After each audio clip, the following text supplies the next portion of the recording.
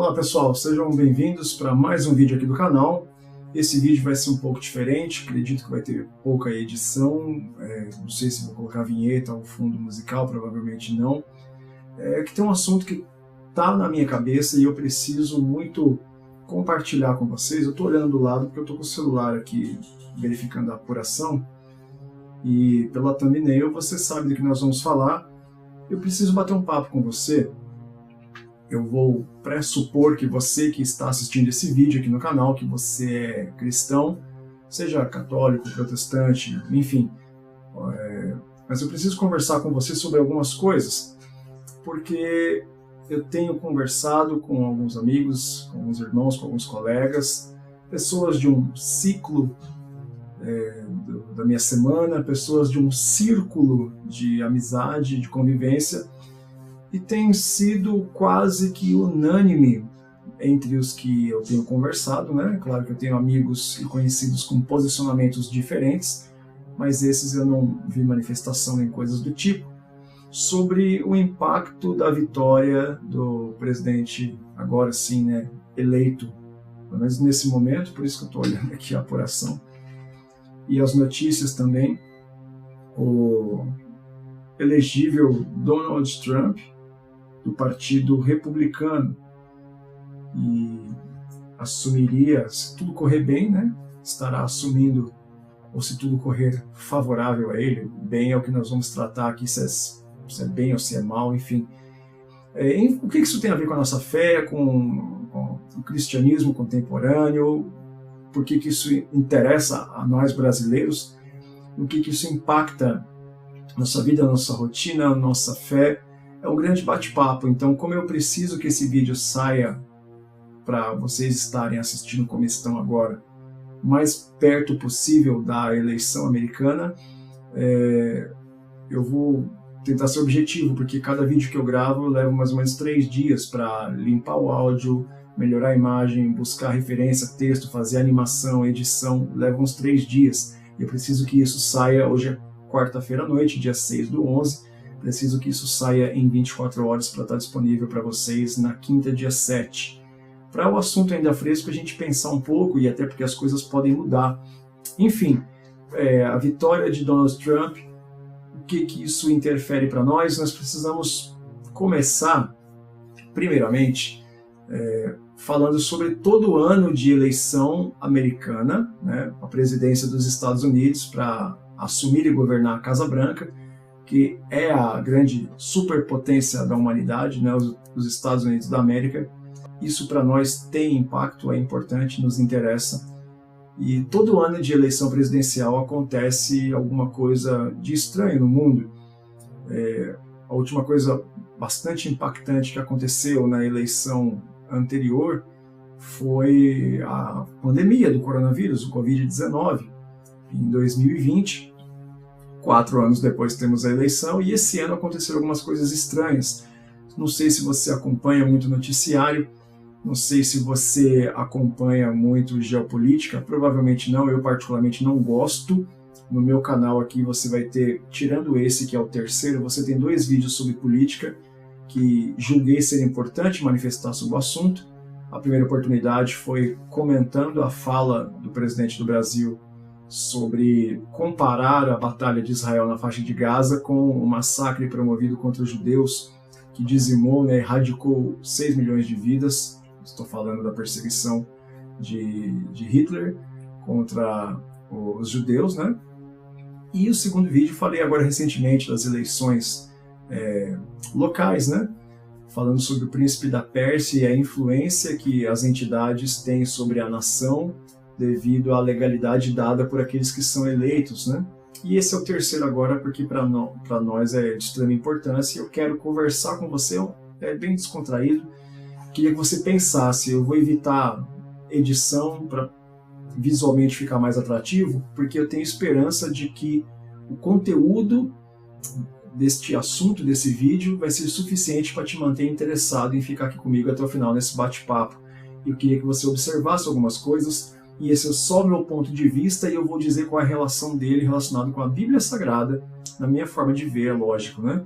Mas nós temos que observar, este ano de 2024 tivemos algumas coisas bem interessantes. Claro que eu vou enumerar pouquíssimas, e especialmente mais recentes, mas nós tivemos esse ano, da parte do Elon Musk, eu vou fazer a associação depois, mas nós tivemos avanços tecnológicos significativos e tivemos o lançamento, ou pelo menos a amostragem compartilhada dos androides, os ciborgues dele, e tivemos também a tecnologia do foguete dele avançando bastante. Tivemos a polêmica da rede social, o X, né, especialmente aqui no Brasil, que ela foi barrada, de certo modo.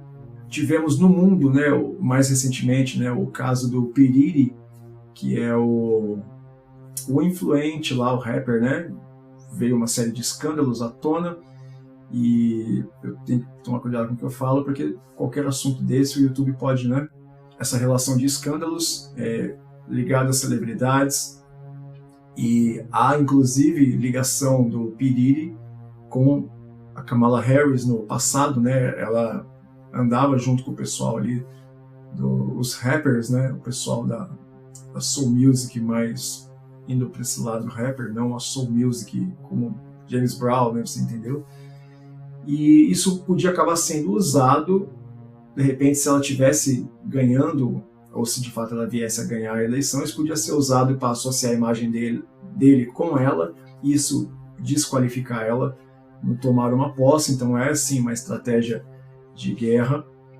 Nós tivemos esse ano, agora não relacionado a Elon Musk nem a P. Diddy, mas tivemos as ofensivas, ou as ameaças de ofensivas, né, do Irã, Coreia do Norte, tivemos atentado contra Israel, tivemos resposta de Israel, tivemos Israel conseguindo eliminar a alta liderança das facções, né, como o Hamas, e a questão da detonação dos pagers à distância.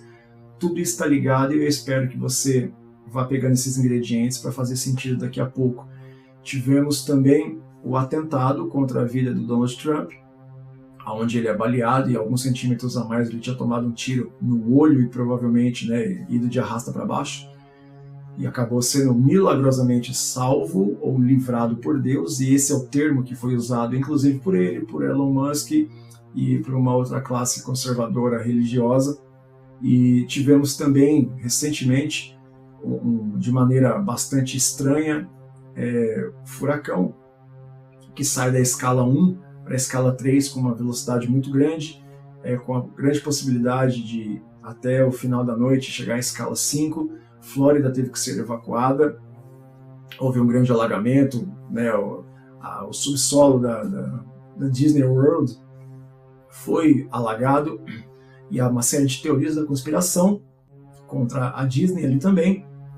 Mas é estranho que esse furacão, esse evento climático natural, tenha sido estrategicamente naquele período de comícios, especificamente naquela região, na data que foi. Mas aí você me diz assim, mas é possível manipular os eventos climáticos? É evidente que sim. E isso não é de agora, inclusive. Se você olhar para o lado da China, por exemplo, eles, e aí você encontra isso na internet relativamente fácil, tá? Eles, inclusive, têm mecanismos e tecnologia de manipulação climática para evitar, por exemplo, que nas suas comemorações de Ano Novo chinês, o clima, né, acabe atrapalhando as festividades.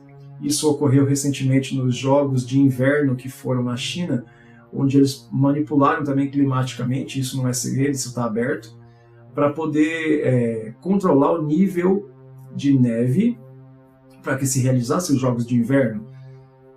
Então, isso não é novidade. Então, pensar que foi manipulado o crescimento de um furacão que avançou de escala em poucas horas para prejudicar especificamente um estado americano naquela data, e fazendo com que a cidade se evacuasse, sendo que haviam comícios preparados ali para corrida pela Casa Branca. A teoria da conspiração? Até que se prove a teoria, o que não invalida, né? Tem gente que acredita na teoria da evolução até hoje mesmo não sendo provado, então não é absurdo o que eu estou fazendo aqui. Então são uma série de fatores num ano atípico, né? que todo ano de corrida presidencial dos Estados Unidos da América temos situações atípicas, estranhas, que acontecem no mundo que influenciam a corrida da Casa Branca. O resultado, neste exato momento, é a vitória do Trump. Eu digo nesse momento porque pode ter virada de mesa, pode ter uma série de coisas, né? Ele pode ganhar, mas não levar, pode ter um outro atentado contra ele uma vez que ele ganhou. A gente viu isso no Brasil, inclusive. Pode acontecer uma série de coisas, né? Mas vamos imaginar o quadro onde ele ganhou e ele assume e começa a governar. Existem muitas pessoas dizendo que por ele ser conservador, por ele ser de direita, por ele ser cristão, né, e simpatizante de Israel, isso é excelente. Eu digo que é o melhor dos piores cenários. Essa é a minha opinião, a leitura que eu faço baseado na geopolítica que a gente consegue ver dos fatos que estão acessíveis para a massa, pelo menos, né? Não precisa escavar muito para ter essas informações, e pelos textos bíblicos. Nós temos que observar da seguinte maneira: o Trump ele é do Partido Republicano, né? A Kamala Harris, que perdeu, é do Partido Democrático, que é a chamada esquerda, o Trump é da chamada direita. E o interessante é que nós começamos a observar, por exemplo, esse ano ficou muito claro, isso foi declarado e entendo que foi estratégico, mas os bilionários da tecnologia manifestaram apoio ao Donald Trump, os bilionários da indústria de armas, os bilionários da indústria de combustível. Então, a figura de Elon Musk talvez seja a figura central de tudo isso, porque Elon Musk hoje é o homem mais poderoso do mundo. Ele é seguramente mais poderoso que a pessoa que assumia a Casa Branca, e eu te dou algumas razões para você pensar no que eu estou te falando. Elon Musk, você deve saber, ele tem os carros elétricos e autônomos da Tesla. Ele lançou esse ano os seus ciborgues, os seus androides, que, da mesma tecnologia, segundo a projeção do próprio Elon Musk, ele quer ter até 2030 1 milhão de ciborgues, androides autônomos espalhados pelo mundo em atividade. A princípio, o propósito é nobre, né? Como, por exemplo, desempenhar papel de tarefas de risco de morte, como resgate em profundidades, em fogo, e uma série de fatores que não precisa você perder uma vida humana, mas você tem ali um androide, um ciborgue autônomo, acessado e controlado remotamente, é lógico, mas que o projeto dele é com essa meta.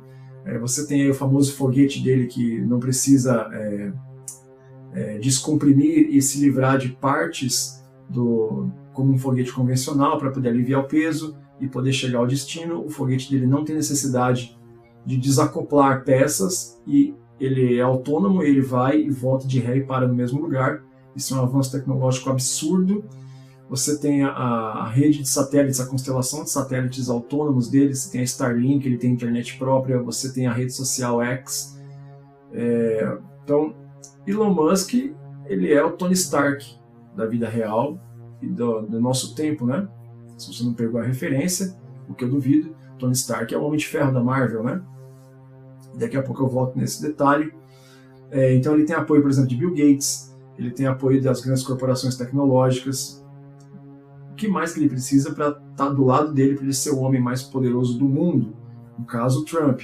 Mas pensando em autonomia e independência, o Musk, né? Se houver um grande colapso no mundo na parte de energia elétrica, de internet, o Musk é o único que está tranquilão, por causa de toda essa autonomia e recurso próprio que ele tem. Mas o Trump, ele já tinha um projeto também no passado que faz ele ser um ser estratégico, que é o famoso Tratado de Abraão, que Israel, judeus e muçulmanos, né, assinariam um tratado de paz, e aí papai Abraão ficaria orgulhoso, né, porque Ismael e Isaac dariam as mãos e diziam: olha papai, somos amigos agora, né? Isso esteve próximo de acontecer, mas houve um atentado lá que uma das importantes autoridades políticas que assinaria o Tratado de Abraão, isso acabou não sendo possível. Trump já reafirmou que reativaria o projeto da assinatura do Tratado de Abraão. Tem esse nome justamente porque o objetivo é que os dois filhos de Abraão, Isaac e Ismael, judeus e muçulmanos, assinassem um tratado de paz e viessem a ter paz. E isso, para quem estuda a Bíblia, sabe que é um sinal de que o fim está próximo. E olha que interessante, há não muito tempo, Tel Aviv, atual capital de Israel, né? Tel Aviv fez e cunhou uma moeda que de um lado você tinha o rosto de Ciro o persa e do outro lado o rosto de Donald Trump.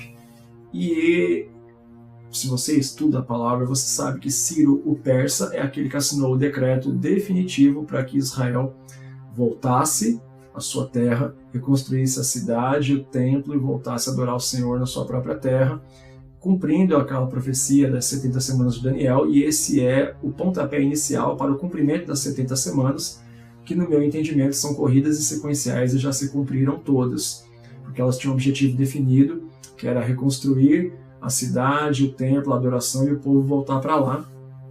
E não sou dispensacionalista, não creio que a última semana vai se cumprir, 7 anos de grande tribulação.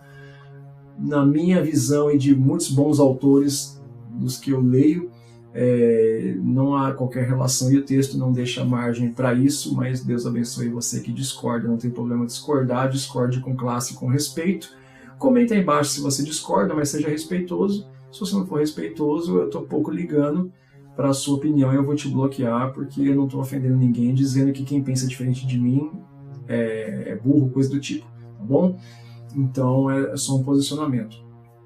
Mas os judeus, eles têm a visão de Trump como tinham de Ciro, porque Ciro o persa é chamado, nas palavras de Deus, nas profecias, como Messias, porque Messias é ungido, é separado, consagrado para uma determinada tarefa, e Ciro de fato foi. A Bíblia vai dizer que Ciro ele é uma espécie de Messias, Machia em hebraico, é um ungido, separado, o determinado para uma determinada tarefa. A unção pelo azeite é quando você designa uma pessoa para uma tarefa específica, e Ciro naquele propósito de fato foi. Os judeus eles estão comparando Trump ao Messias por causa da possibilidade do tratado de paz entre povos semitas, né? Judeus e muçulmanos. E os próprios judeus, os israelenses, né? Não propriamente os israelitas, que é religião, mas israelense, que são os nativos, né, de Israel, tem Trump como uma espécie de Messias. Então nós temos que ficar atentos para esse detalhe, porque isso para nós é apocalíptico, tá? Isso para nós é escatológico. E essa moeda ela existe. E olha que interessante, a Globo News, nesta quarta-feira, dia 6/11, começa dizendo que a vitória de Donald Trump tem uma certa aura messiânica nessa sua vitória, porque ele tem esses ares de o Messias que vai resolver os problemas, e para analistas de geopolítica é praticamente um consenso de que se Trump vencer com todo o apoio que ele tem, inclusive ele tem, eu estou lendo a colinha que eu fiz aqui, ele tem nos votos, ele tem o apoio do Senado e da Câmara, o que quer dizer que o que ele precisar colocar para ser votado não tem impedimento. Diferente do que acontece aqui no nosso país, onde quando você tem um presidente que não tem do seu lado o apoio do Senado e da Câmara, dificilmente ele vai colocar alguma lei que vai ser sancionada, que vai ser aprovada, que vai ser levada adiante. Trump não tem esse impedimento de ordem jurídica e do poder legislativo, executivo. Então, isso faz dele um candidato muito forte, porque o que ele propuser no seu coração e levar isso adiante como lei, vai ser aprovado. Então ele tem certos poderes muito estratégicos. E olha só que interessante, a Kamala, ela é como se fosse um candidato fabricado, porque estranhamente Biden, o próprio partido, não quis que ele seguisse adiante para competir com Trump, talvez porque sabia que não tinha a menor chance, e aí Kamala é colocada estrategicamente para que ela pudesse perder, para que ele ganhando pudesse ser, de repente, eliminado. É a teoria da conspiração, mas é possível e é plausível. Para pensar porque é que o partido não fez questão de seguir com Biden adiante para concorrer contra o Trump, mas realocou estrategicamente no seu lugar a Kamala Harris, que mal sabe falar em público, que não foi preparada para ser uma política de sucesso e que tinha a sua imagem ligada mais às celebridades, tanto que quando as primeiras pesquisas foram saindo e ela estava perdendo de lavada, quem é que apareceu e se manifestou para começar a falar em favor dela. Rappers como, por exemplo, Eminem, e aí apelou até para os meus heróis, né? Muitos dos atores e atrizes que interpretam personagens, uma grande base de fãs da Marvel para poder discursar em nome dela, então foi para o apoio popular. E esse é o propósito do Partido Democrático, né? Isso nunca foi novidade para ninguém. Então os Estados Unidos, eles agora têm um presidente eleito neste momento de bandeira aparentemente conservadora e aparentemente cristã, que tem a simpatia de grande parte das nações, estrategicamente de Israel. E o fato dele vencer não quer necessariamente dizer que ele vai assumir. E uma coisa que nós temos que ficar de olho, até o momento a esquerda está aceitando muito bem a vitória dele, está tranquila e está calada, o que pode ser um indicativo de um silêncio estratégico para o que virá depois. Como eu disse, ele pode acabar ganhando e não assumindo, ou ele pode assumir, tal qual em 2020, pode vir sobre ele uma grande bucha para ele resolver, que todos nós lembramos o que aconteceu no primeiro trimestre de 2020, que foi a pandemia do coronavírus, a Covid-19, que acabou atrapalhando não só ele, mas vários outros governantes estratégicos de direita nas suas nações de governarem adequadamente, porque lidavam com uma situação inédita na humanidade. Então, existe um perigo que ele pode ganhar, como ganhou, assumir, e aí, aparentemente, não há represálias, não há queixas ou reclamações ou oposição forte da esquerda, mas pode vir aí uma nova crise de ordem global para ele ter que administrar e desviar o foco do seu governo propriamente dito com as propostas de campanha. Porque, digo novamente, os analistas geopolíticos, eles dizem sem margem para alguma dúvida de que se Donald Trump vencer com o apoio que ele tem do Senado, da Câmara, dos bilionários da tecnologia, das ações, do combustível, das Forças Armadas, ele vai estabelecer o que eles chamam de grande reino de paz e prosperidade mundial. Então, nós temos que ficar atentos a isso, e eu vou dizer o porquê e quais são as implicações agora para a nossa fé, e especialmente os cristãos protestantes, que é o contexto em que eu estou inserido, de acordo com a leitura da Bíblia Sagrada, e por que isso nós temos que ficar de olhos abertos e ser mais contidos na comemoração. Bom, biblicamente, se de fato ele conseguir assumir e implantar suas propostas de governo, com todos os apoios que ele tem, que eu acabei de mencionar, assim como os analistas geopolíticos estão dizendo, ele pode de fato conseguir implantar uma grande ordem de paz e prosperidade mundial. Isso é bom? Legalzão, muito bom. Quais são os implicativos para nós da fé cristã? E aí eu vou trazer para o meu contexto fé protestante. A Bíblia nos alerta sobre situações de paz e prosperidade. O apóstolo Paulo vai dizer, quando disserem paz e segurança, eis que virá repentina destruição. Jesus ele fala, o Filho do Homem, quando voltar à terra, achará fé na terra, quando o Filho do Homem voltar. E aí tem um termo muito usado, e eu já vi gente usando esse termo extremamente errado, que é a apostasia, que no grego é o afastamento da fé, ou para longe da fé. Só se afasta da fé, só apostata da fé, quem um dia esteve inserido dentro da fé. Então, os ímpios são os coadjuvantes nessa história da apostasia, porque quem pode apostatar da fé somos nós, que somos crentes, cristãos, somos nós que acreditamos na palavra, observamos os sinais, mas eu espero que estejamos observando, atentos aos movimentos que acontecem no mundo. Toda vez que Israel é atacada, nós ficamos atentos, porque nós temos aquele entendimento bíblico de quando Israel for cercada, prestes a ser destruída, o Senhor vai vir livrar Israel, que é a famosa Batalha do Armagedon, que não tem Batalha do Armagedon, que o texto de Apocalipse 20 vai dizer que quando as nações se congregam junto com Satanás para atacar Israel, que eles se juntam e cercam, desce fogo do céu e consome todo mundo. Então só tem convocação, batalha mesmo não tem. Então a nossa preocupação tem que ser com o aparente período de paz na terra. porque assim como a igreja de Laodiceia, as 7 igrejas da Ásia, você tem Laodiceia como a 7ª delas, que é aquela que Jesus diz que está à porta e batendo e esperando que alguém ouça a voz dele. Ela é uma igreja que, segundo nós encontramos os relatos na carta de Paulo aos Colossenses e no livro do Apocalipse, no capítulo 3, a igreja de Laodiceia, ela era autônoma, independente e autossuficiente financeiramente, pelo grande comércio de lã negra, pelo câmbio, né, e a purificação do ouro que entrava e saía da cidade, grande comércio de colírio, de vinho, as águas termais vindas de Herápolis do norte, águas quentes, água de Colosso vinda do sul, águas frias, e era uma cidade de jogos, de turismo.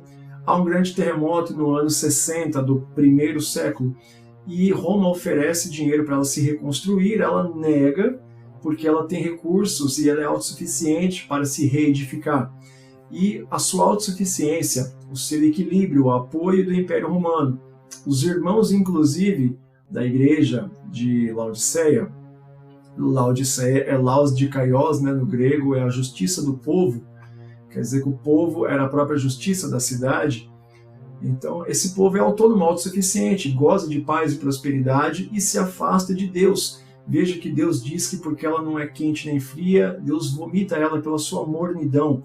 Isso não é temperatura espiritual, porque as águas quentes eram para curar os enfermos, né, os soldados romanos, as pessoas que iam para as termas para se curar, e a água fria se fabricava o colírio e o vinho, que também fazia parte do comércio e da alegria da cidade. Então os dois são bons. A reprovação de Deus é que essa igreja não era nem uma coisa nem outra. Ela nem curava, nem alegrava, nem ajudava a dar saúde aos olhos e nem curava as feridas e as dores com as águas térmicas. Ela não se definia e ela era autossuficiente. Veja que uma cidade que tinha lã negra, especialista em vestes, ouro purificado devido ao grande câmbio de ouro na região e fabricação de colírio. Deus fala que ela é pobre, cega e nua, e por isso Deus chama ela de desgraçada. A graça dele não está entre eles. Veja, fabricava lã, era rico em vestes, mas Deus chama de nu. Fabricava colírio, Deus chamava de cego, e refinava ouro e fazia câmbio, Deus chamava de pobre. Deus até vai ser irônico e dizer: recomendo que compres de mim o ouro passado pelo fogo. Tem uma razão.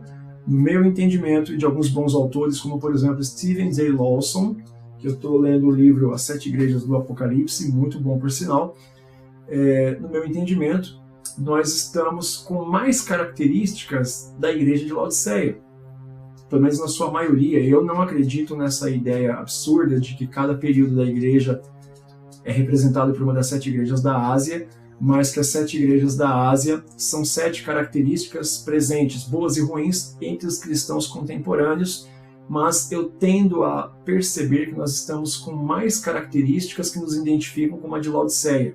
Claro que tem irmãos fiéis e que Deus vai os preservar da grande aflição, como os de Filadélfia e os de Esmirna, sendo que um nem vai chegar a perder a vida, o outro vai chegar a perder a vida, mas serão vitoriosos e são irrepreensíveis. Mas como algumas outras igrejas que ouvem a doutrina de Balaão, manipulados por Jezabel, e tantas outras das 7 igrejas, mas eu percebo que nós estamos com muito mais características da igreja de Laodiceia.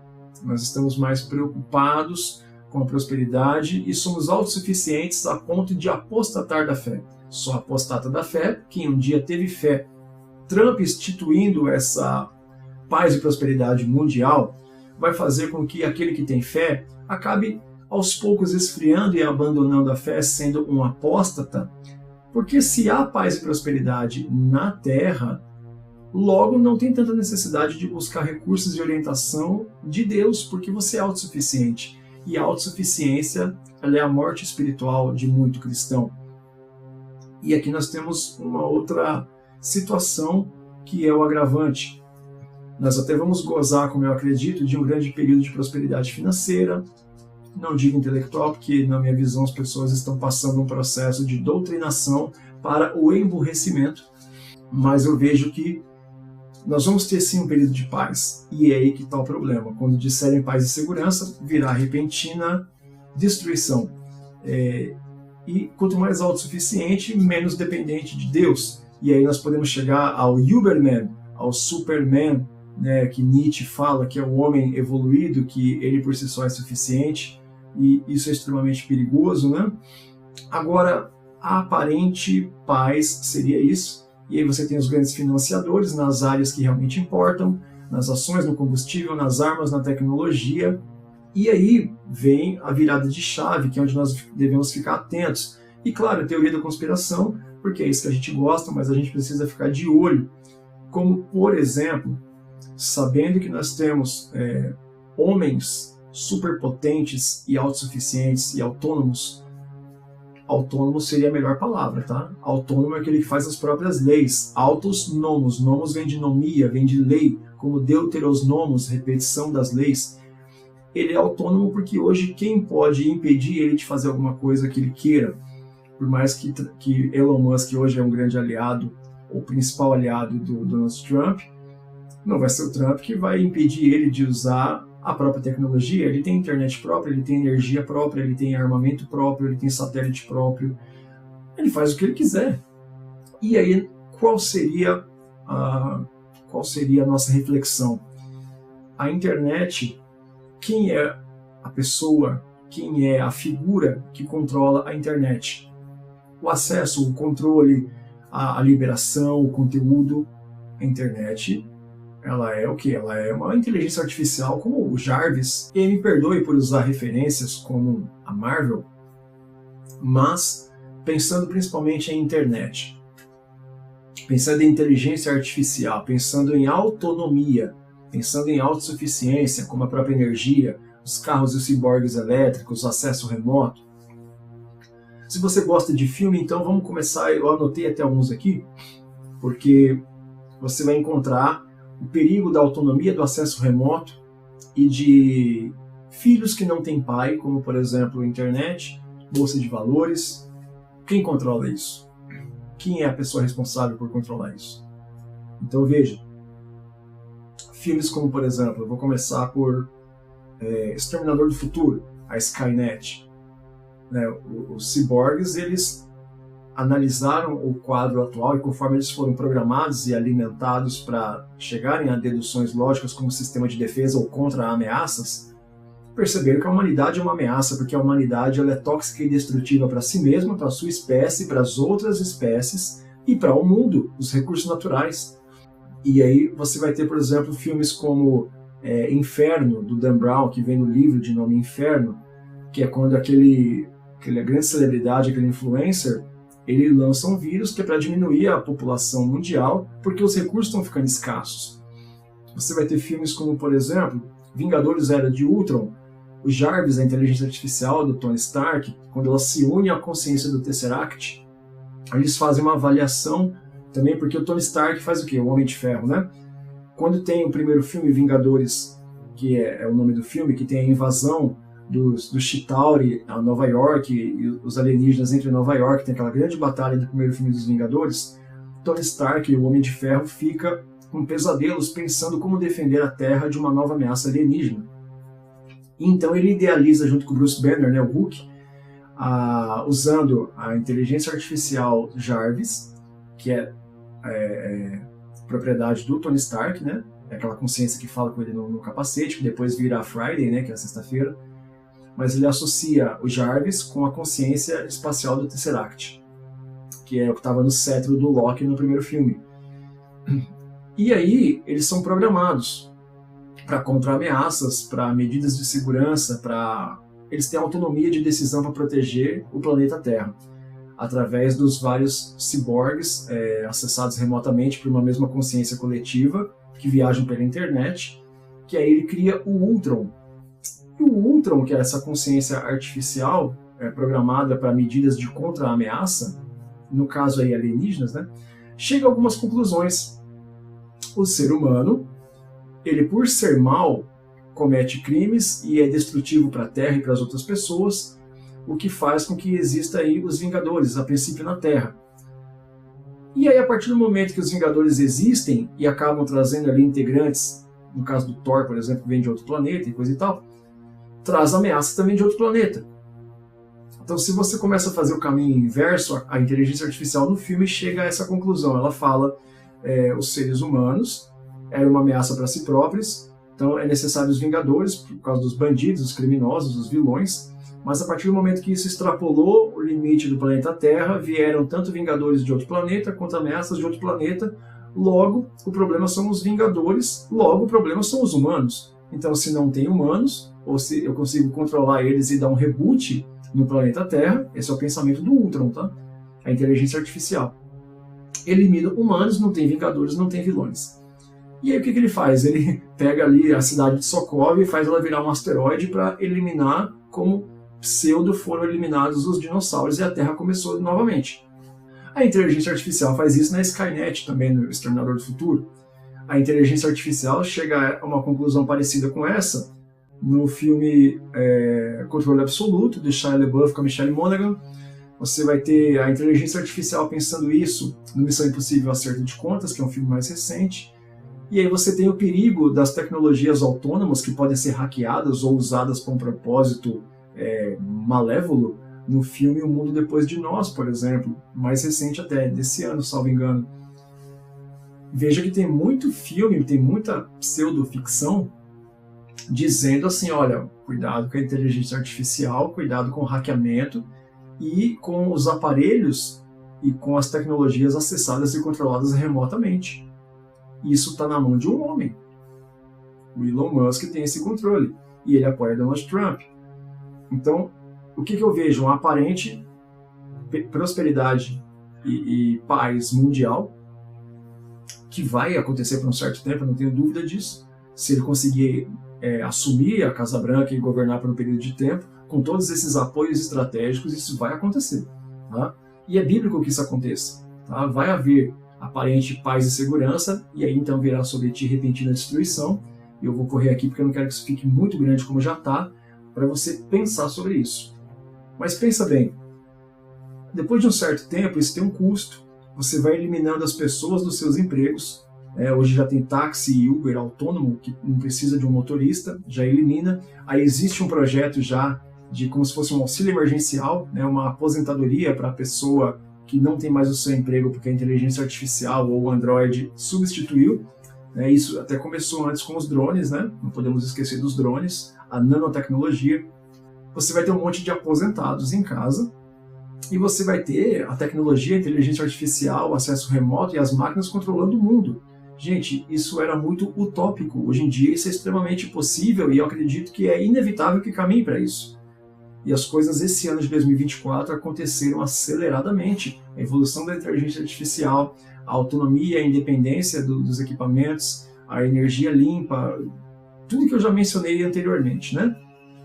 O que vai acabar acontecendo, na minha visão? Vai ter um momento que essa aparente paz e prosperidade, esses caras vão ser os salvadores da pátria, o Trump e o Elon Musk. Isso me parece muito Apocalipse 13, quando o dragão ele tenta tragar Jesus, ele sobe para o céu atrás de Jesus, Miguel derrota, lança ele na terra. Quando ele chega na terra, ele vai atrás da mulher no deserto para tentar pegar ela e atrás dos remanescentes. E aí o capítulo 13 começa dizendo que então ele se levanta na areia da praia e ali sai do mar uma besta semelhante ao dragão, e essa besta ela tem poder dado pelo dragão para ela governar. E ela governa e ela faz tudo isso nomeada pelo dragão. Criar uma segunda besta que aí sobe da terra e não mais do mar como a primeira. E essa segunda besta tem a aparência de cordeiro, mas quando ela fala é como um dragão. E aí ela cria uma imagem que interage com os homens, que tem poder para fazer sinais e prodígios e que sai a seduzir as nações. Mas ela exige adoração para a primeira besta, e a primeira besta faz tudo nominado ao dragão. Então eu estou dizendo que o Trump e o Musk são a primeira e a segunda besta? Não estou dizendo que são, estou dizendo que é possível porque tem semelhanças. A autonomia de criar uma imagem que interage com os homens e faz sinais e prodígios, quem está mais perto disso é o Musk. E direcionando toda a adoração ao presidente dos Estados Unidos, que é o cargo de maior importância entre todas as nações do mundo. E aí não sabemos a motivação da primeira besta, se ela viesse a ser o Trump no caso, e é tudo na hipótese, tá? É possível que não sejam eles essas pessoas, Mas eles não sendo, estão com padrões muito parecidos. Pode não ser para agora, mas a história lá atrás aconteceu no Império Romano, mostrando uma grande superpotência, com um líder que dedicava adoração ao Estado, que o Roma era uma grande divindade como Estado, era adorada como uma personificação, né? A mulher sobre 7 colinas, e ali você tinha a pessoa do imperador e dos seus generais, que um fazia as coisas dando glória ao seu superior, mas tinha autonomia e poder para fazer e acontecer. A história já aconteceu, isso já se repetiu, isso parece que vai se repetir agora. E qual é o grande problema? Lembra da Revolução Francesa, que tinha o lema Liberté, Égalité, Fraternité, que é liberdade, igualdade e fraternidade? Pô, show de bola, lindo, né? A não ser pelo fato de que se você discordasse de qualquer coisa que o governo propusesse, ou instituísse, ou impusesse, as cabeças rolavam, você era morto, era queimado, decapitado, exilado, enfim, sua família era eliminada, você não podia comprar e nem vender, em um dos seus aspectos. E tem outros bons filmes sobre a Revolução Francesa que mostram como é que foi a liberdade, igualdade e fraternidade na prática. É mais ou menos isso, um governo de aparente prosperidade e paz mundial, desde que você não discorde das coisas que vão ser impostas. Tá? Então não fique pensando aí, por exemplo, que a marca da besta, que vai vir na mão ou na fronte, ela é código de barra, www, ela é chip implantado na pele, tatuagem escaneável, né, térmica. O texto vai dizer que essa marca, ela não é número, senão número de homem. E ele fala, quem tem entendimento que contabilize esse número, porque ele é número de homem. Você vai ter Nabucodonosor lá na Babilônia, quando faz uma imagem, que até tem o formato de um obelisco, né, 60 côvados por 6, é uma pilastra, né? E ali quem não adorasse era morto. Mas é uma sedução. O que a Babilônia seduzia as pessoas que moravam na Babilônia? Você está aqui com a gente, pode cultuar seus deuses, livremente, fazer o que você quiser, desde que na hora que tocar os instrumentos, você vem aqui, adora a imagem, está tudo certo, volta para sua casa e acabou. É assim que você apostata.